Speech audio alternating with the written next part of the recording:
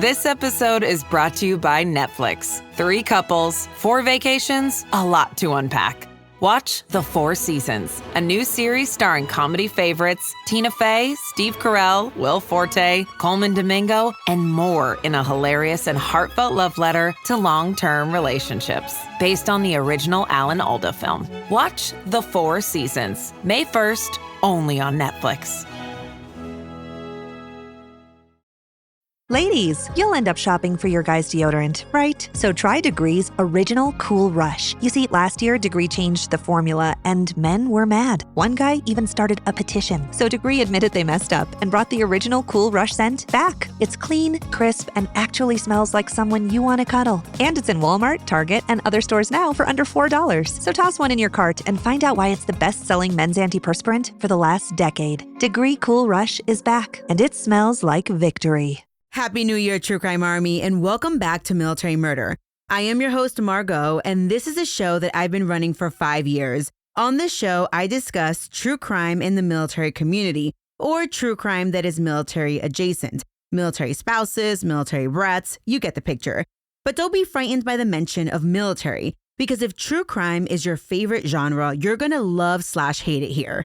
I say love/hate because no one loves crime. At least I don't. But I'm intrigued by news reports and trials and the process, and that's why I'm here.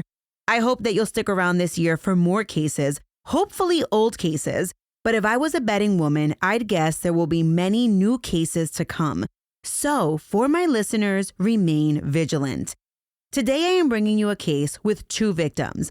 One was a victim of a vicious, violent crime in the middle of the night, while the other victim was abused by the system and a lack of checks and balances. I heard about the first victim when I was in college, and I devoured 2 of her books.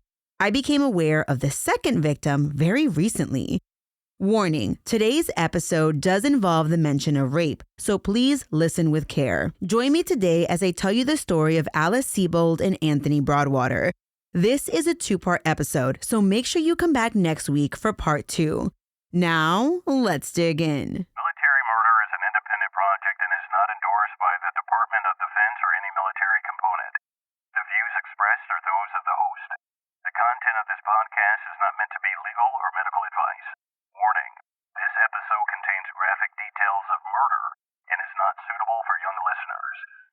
Discretion is advised.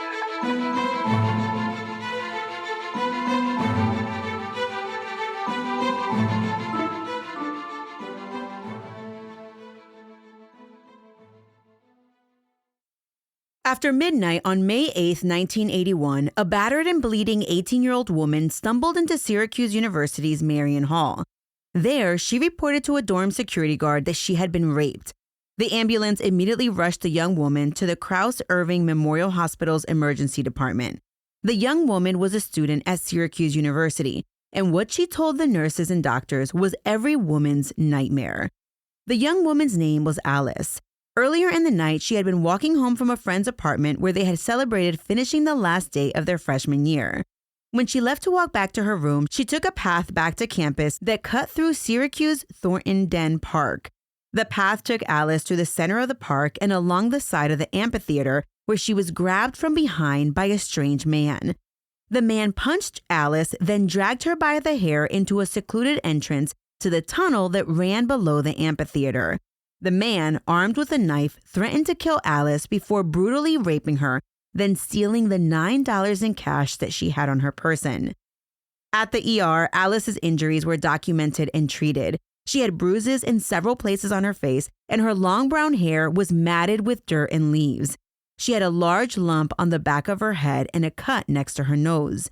She had abrasions all over her body as well.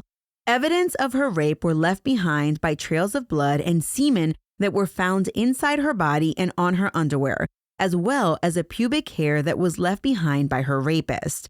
After she was released from the hospital on the same day, May 8, 1981, Alice went to the police station to make a formal police report about her attack. She said the attacker was on the short side. He was a Black African-American man between the ages of 16 and 18 years old. She said he probably weighed about 150 pounds with a muscular build. His hair was cut short and he was wearing dark clothing. Police went to the scene where she had said she had been assaulted. There, they located Alice's broken glasses and a knife. Back at the police station, the investigator who took her report, Syracuse PD Detective George Lorenz, he provided Alice with a photo lineup of possible suspects that they had available. But Alice was unable to identify any of the men in the pictures as her attacker. The Syracuse police had no leads other than the physical description of her assailant. What's shocking is that Detective Lorenz wrote on the official record, quote, "It is this writer's opinion after interview of the victim that this case, as presented by the victim, is not completely factual," end quote. What the what? This woman was bruised, bloodied, covered in scrapes, and there was physical evidence that doctors collected that said that she was raped, as well as finding her broken glasses and a knife at the crime scene. Sadly, as unbelievable and heartbreaking as it seems, it's not all that uncommon for rape victims to be doubted. And you might recall the date of this story, 1981. Things have gotten better, with air quotes, but there is still room to grow, even now in 2025. Well, surprise, surprise, literally 12 hours after Alice made her report, the police case was closed. No kidding, closed. And it was put on the shelf by the Syracuse PD. 5 months would go by before Alice's case would be looked at again. Alice went home to stay with her parents that summer in Philadelphia. And not surprisingly, while she was home for the summer, Alice's parents begged her to drop out of Syracuse. They begged her, hey, listen, stay closer to home. But Alice wanted to go back to Syracuse because she had been accepted into classes in the fall term with 2 writers that she didn't want to lose the chance to study with. And so, at the start of sophomore year, Alice returned to Syracuse, her brutal rape still front and center in her mind, especially since the perpetrator hadn't been caught.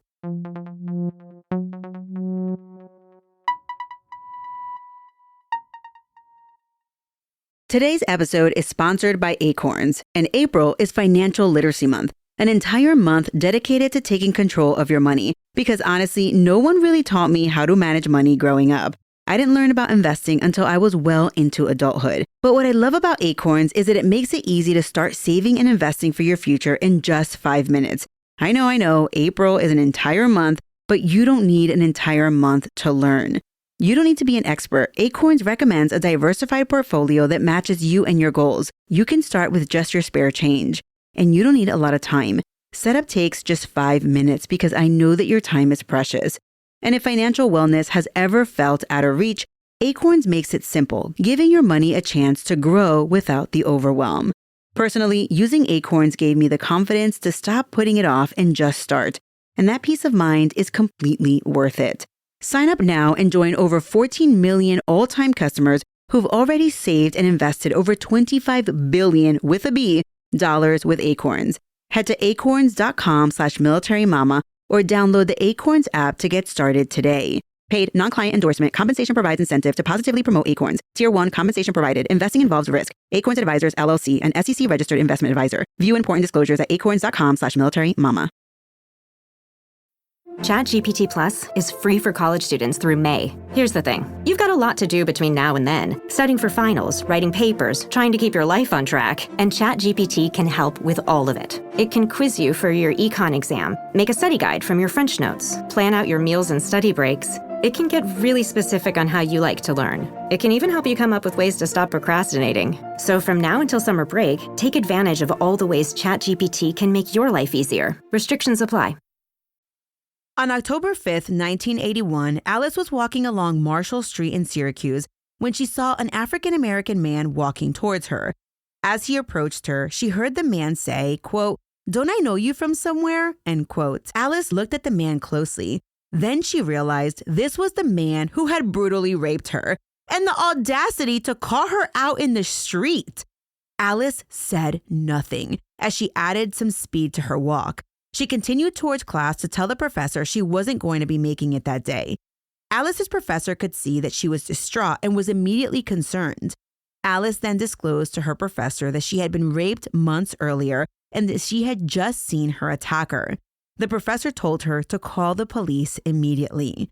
Alice went back to her dorm room to call the police. She then went to the police station to report that she had found her attacker In fact, she claimed she saw him on Marshall Avenue. This time, Alice provided a better description of the man and even described a man's face that was made into a police sketch. A beat cop named Sergeant Paul Rowan took Alice back to Marshall Street. He drove her up and down the block looking for the man, but it appeared that he had vanished. Another cop, Officer Clapper, got wind of the updated report and told detectives that he had been on Marshall Street earlier that day, around the same time that Alice reported she saw the perpetrator. And the thing was that Officer Clapper had actually stopped to speak to a man who fit Alice's attacker's description. The man's name was Anthony Broadwater, and he was a Syracuse local. Sergeant Rowan wrote up a report and included the statement, quote, "Arrest is imminent," end quote. Detective George Lorenz reopened Alice's rape case, and the knife found at the scene was finally dusted for prints. There wasn't any information in the articles I read that said that they were able to get any useful prints from the knife, but it was enough for the district attorney to move forward with an arrest warrant for Anthony Broadwater, which was a judge-signed order.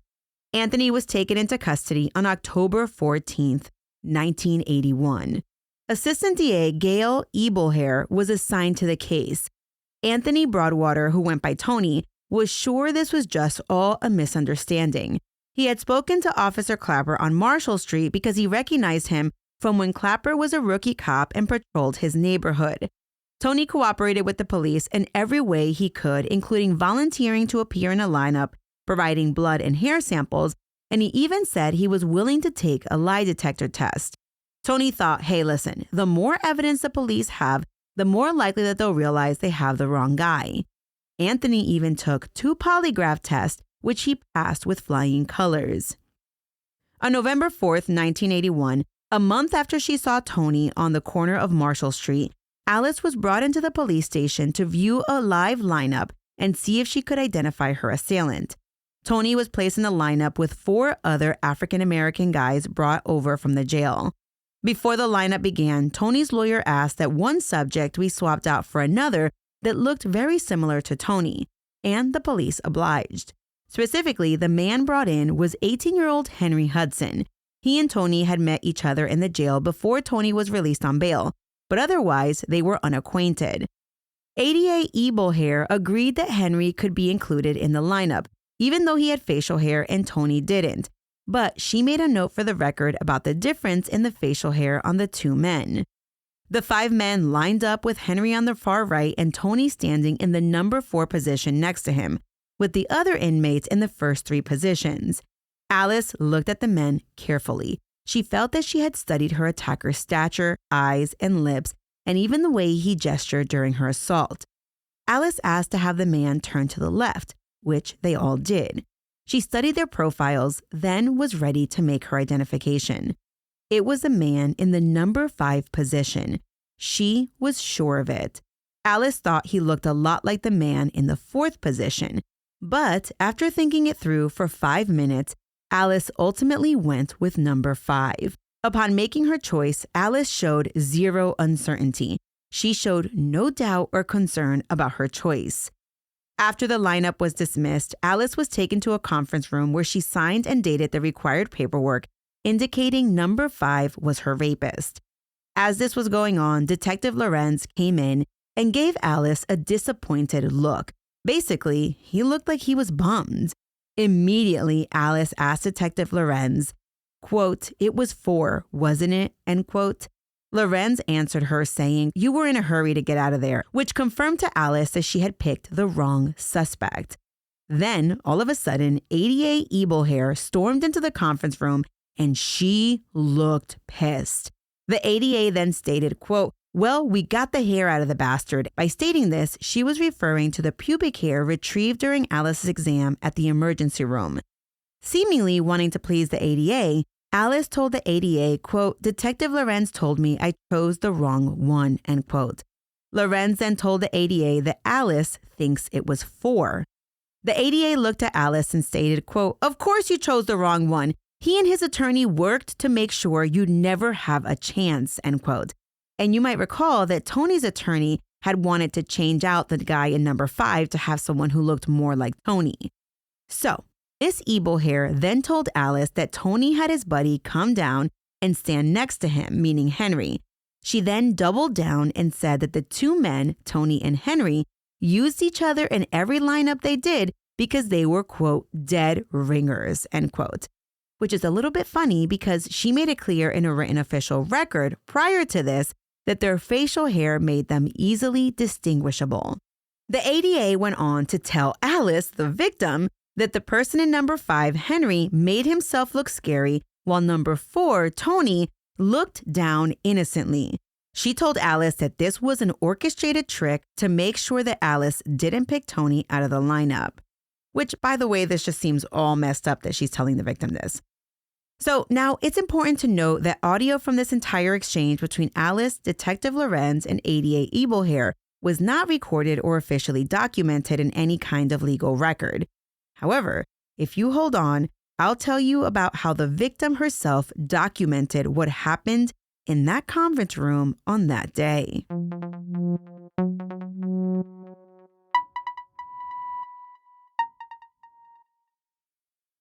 But first, let me take you on a bit of a tangent. If you remember, back in April of 2023, I covered the case of Earl Richard Jr., a serial killer who started committing his crimes while he was on active duty and stationed at Fort Dix, New Jersey. In that case, a man named Richard Stevens was picked out of a lineup and convicted of crimes that Earl Richmond Jr. had committed. Richard Stevens was tried and convicted, then retried 2 more times. He was convicted over and over again despite being left-handed, while Earl Richmond, the true perpetrator, was right-handed. Earl Richmond Jr. was also circumcised, and Richard Stevens was not. And you have to remember that some of those cases were crimes of sexual assault. The first trial against the innocent man ended in a mistrial, and he was retried and convicted.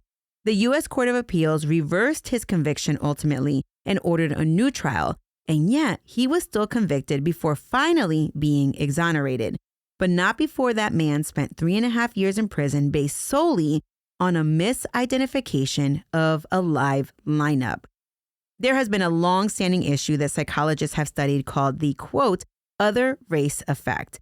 It was first written about in the Journal of Criminal Law and Political Science over 100 years ago in 1914. Basically, the other race effect is a phenomenon where someone of one race is more likely to see similarities between people of a different race. The witnesses who identified Richard Stevens were white, while Stevens was black. In the case we're covering today, Alice is white, and Tony, Henry, and the other 3 men in the lineup were all black. Alice felt that Tony and Henry looked so much alike that they could pass as identical twins. Despite Alice picking Henry out of the lineup, the DA's office pressed ahead with a case against Tony. After this, Alice was brought into the DA's office for a more formal interview. The college professor to who Alice had reported her rape or that she had recognized the attacker on the street, well, he was there to support Alice. After speaking to Alice, the DA's office decided that they had enough evidence against Tony, and they presented the evidence they had to a grand jury. The evidence consisted solely of Alice's coached ID of Tony over Henry after the lineup. One juror was doubtful about the lineup results and questioned ADA Ebelhair about it. Ebelhair, who was barely 3 years out of law school, was a member of a new sex crimes unit in the DA's office, and she seemed motivated to get a conviction. Alice was put on the witness stand where she had to explain her choice of IDing Henry in the lineup instead of Tony. She stated, quote, 5 did look at me almost in a way as if he knew me, even though I realized you really can't see through the mirror. I don't know, I was very scared, but I picked 5 basically because he was looking at me, and his features are very much like number 4, end quote. One of the grand jurors stated to Alice, quote, you picked him out of the lineup. Are you absolutely sure that this is the one, end quote? Alice responded, quote, no.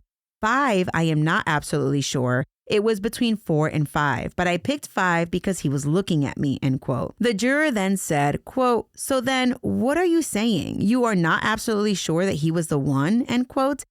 And Alice responded, right. Officer Clapper, who spoke to Tony Broadwater on Marshall Avenue the day that Alice ID'd him, was on the stand testifying when the grand juror asked the question. Now stick with me, the grammar isn't perfect, but this is what the question stated. Quote, When someone is picked out of a lineup, doesn't it have to be absolutely sure that the person that they picked out of the lineup is the one they've seen before? In other words, they pick someone out of a lineup.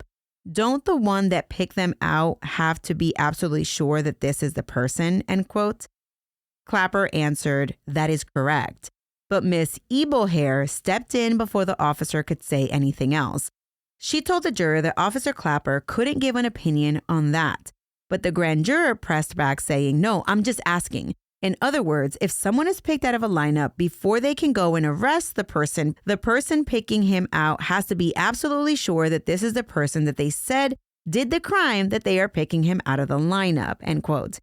Miss Ebelhair responded, quote, but lineups are conducted at different times and investigations, and Clapper, was not part of the lineup in this investigation, end quote. The juror tried one more time saying, quote, that's not what I'm asking. I'm just asking, quote, unquote, to go out and ask someone to pick out of a lineup. They have to be sure that the person they're picking out of the lineup is the one that did the crime. I'm not saying for this instance, I'm talking about at any time, end quote.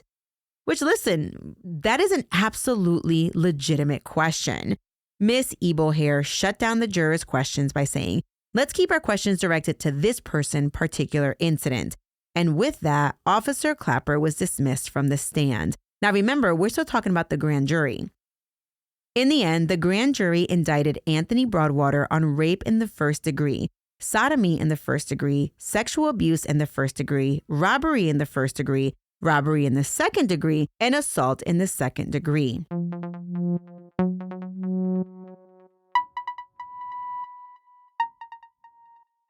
We off? 30 seconds of carefree bliss. Oof, like wind in your hair carefree. Oh, like using Clorox disinfecting all-purpose cleaner in the home carefree. Yes! Like dog slobbing on the coffee table and cleaning it with Clorox carefree. He's on a roll now. Spit toothpaste on the faucet. You got it. You got it. Peanut butter on the light switch. Oh, spritz, spritz. Spritz, spritz. Clorox, man. Clean feels good. Okay, we're back. Use as directed.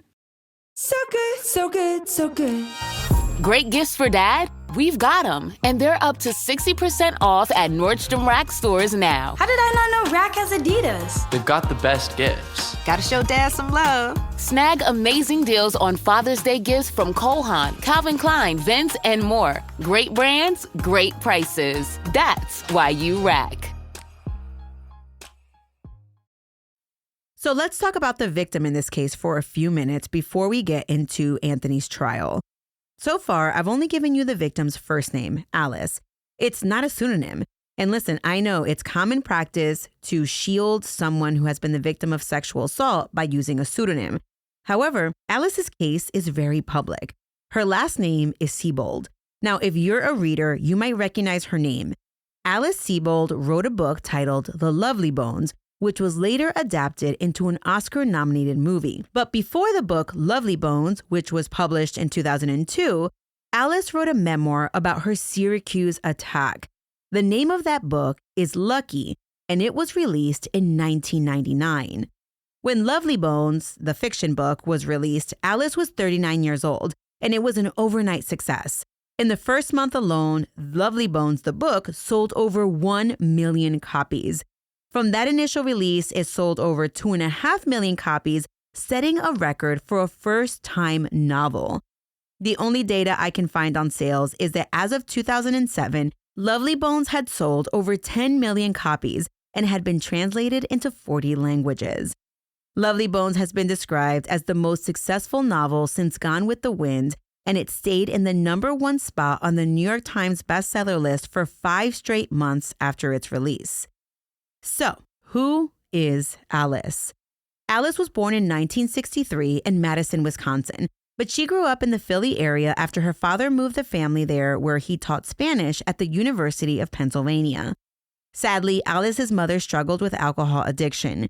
After graduating from Great Valley High, Alice's father, who had a PhD in Spanish literature from Princeton, tried to get her into the University of Pennsylvania, but she wasn't accepted. Instead, Alice went to Central New York to attend Syracuse University, where she returned after her assault and graduated with her bachelor's degree.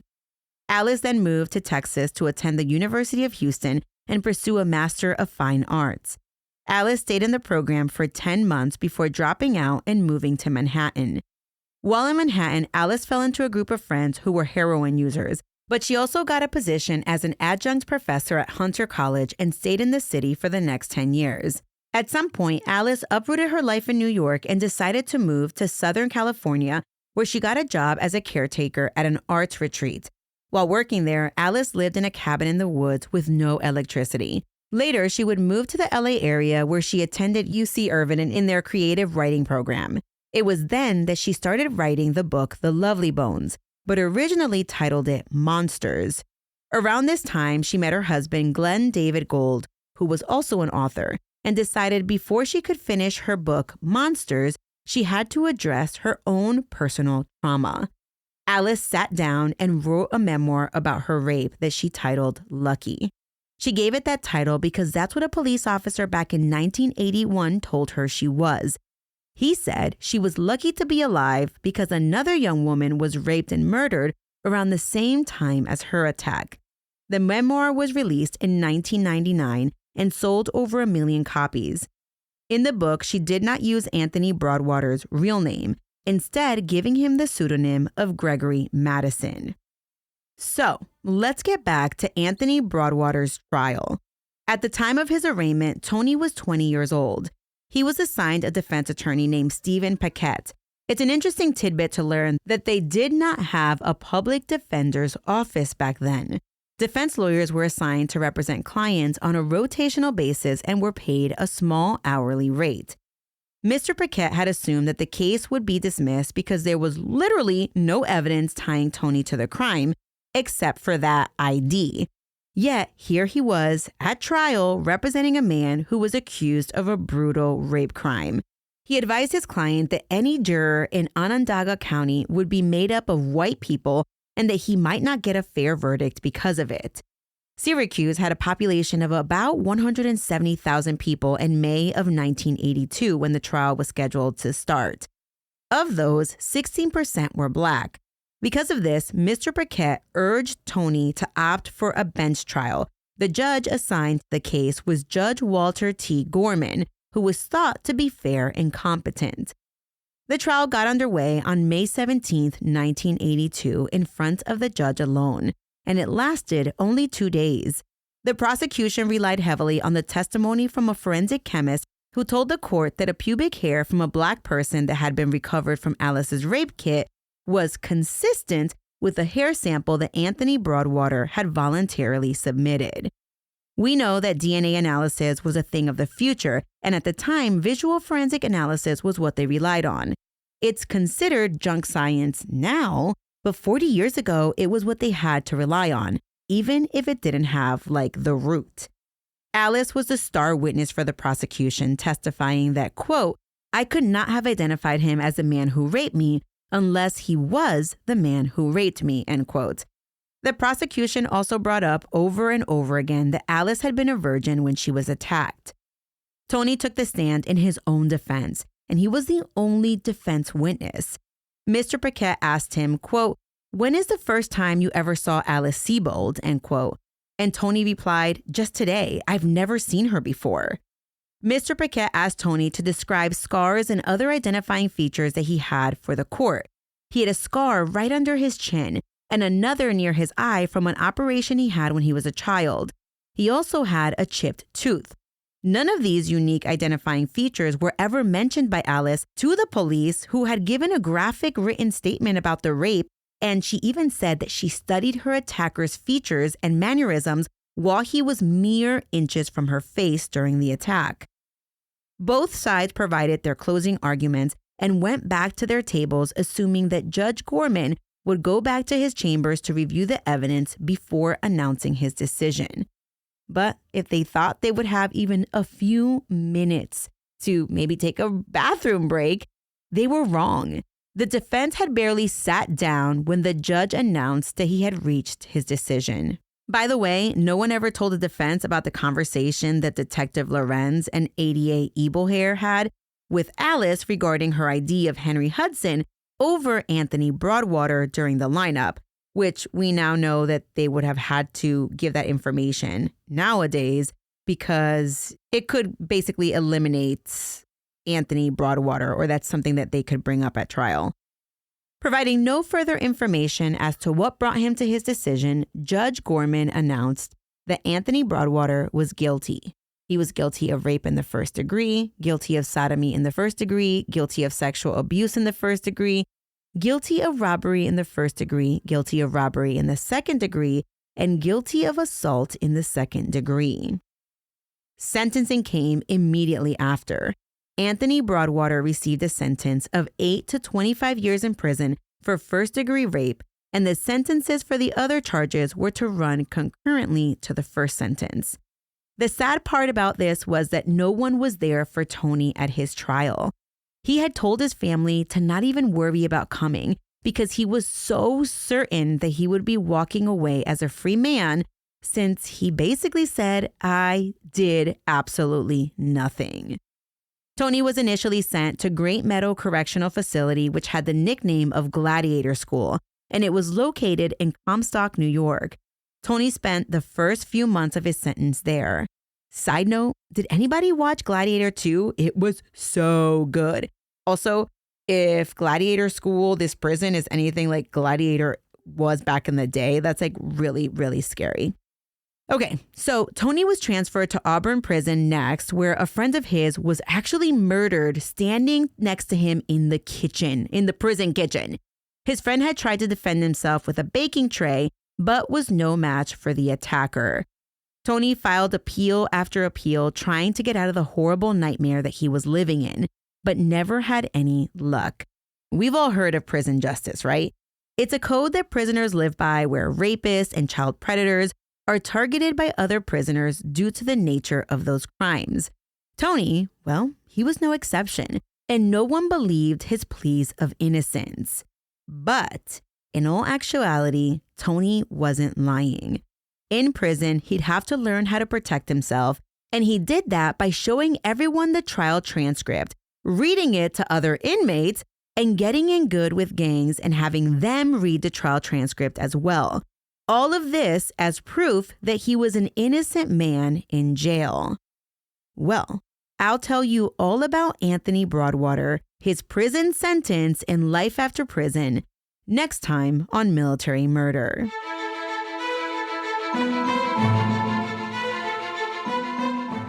Thank you so much, True Crime Army, for listening to this show on this side of 2025.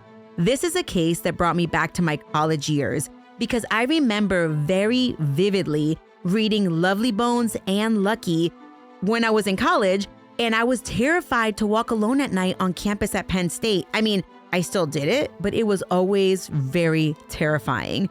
All right, listen, if you haven't already followed the show on your favorite podcast platform, be sure to just press that little plus button. It's free, and that way you never miss a new episode. Shout out to my girl Myrtle, who researched and wrote this episode for me. My sources for today's episode include appellate court opinions, as well as articles from the Pennsylvania Center for the Book, Variety, Webster State University, The New Yorker, The New York Times, Medium, AP News, and the University of Michigan National Registry of Exonerations. Military Murder was created by Mama Margot Productions. This episode was made possible by all of my listeners. The music was created by Ty-Ops. Until next time, remember, you never really know what someone is capable of, so remain vigilant always. You have a fabulous week, and I'll keep digging to bring you the rest of this story next week.